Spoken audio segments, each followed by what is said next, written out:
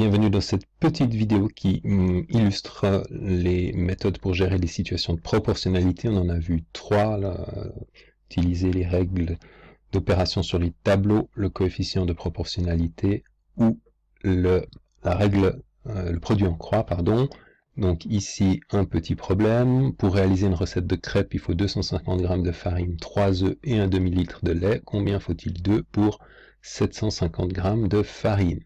Alors on analyse d'abord le problème, on se rend compte qu'ici on parle d'œufs et de farine, alors qu'ici on vous dit qu'il faut de la farine, des œufs et aussi du lait. Donc 3 données au départ, 2 données à la fin, ce qui veut dire que le lait, quelque part, on ne nous demande pas de savoir comment il faudra adapter également la quantité de lait. Alors, plusieurs façons pour traiter ce problème, mais la plus simple est probablement celle de reporter les choses. Donc on a 250 g de farine et on a 3 œufs. On met ça dans un tableau de proportionnalité ici, ça on n'a pas besoin, et puis on nous pose la question combien faut-il d'œufs pour 750 g de farine. Donc on a ici également 750 g de farine, et ce qu'on cherche, c'est le nombre d'œufs qu'il faut.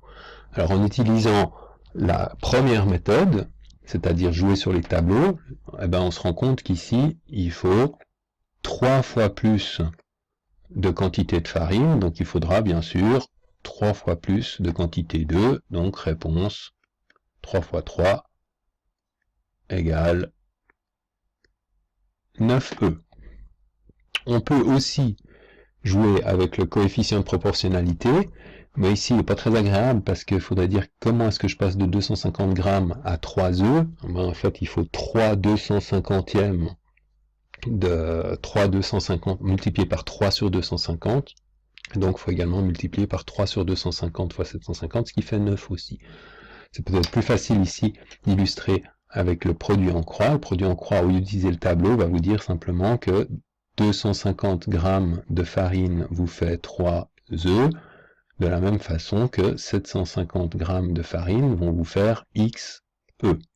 Produit en croix ensuite, donc X fois 250 égale 3 fois 750, puis X égale 3 fois 750 sur 250. C'est bien sûr des équations équivalentes. Ici, j'ai simplement divisé par 250 des deux côtés de mon équation, et j'obtiens donc 750 sur 250, ça fait 3 sur 1. Il me reste bien ici 9 œufs. Notez que l'explication du pourquoi du produit en croix a été donnée dans la vidéo précédente. Voilà, pour ce très rapide exemple d'utilisation des outils de gestion de la proportionnalité.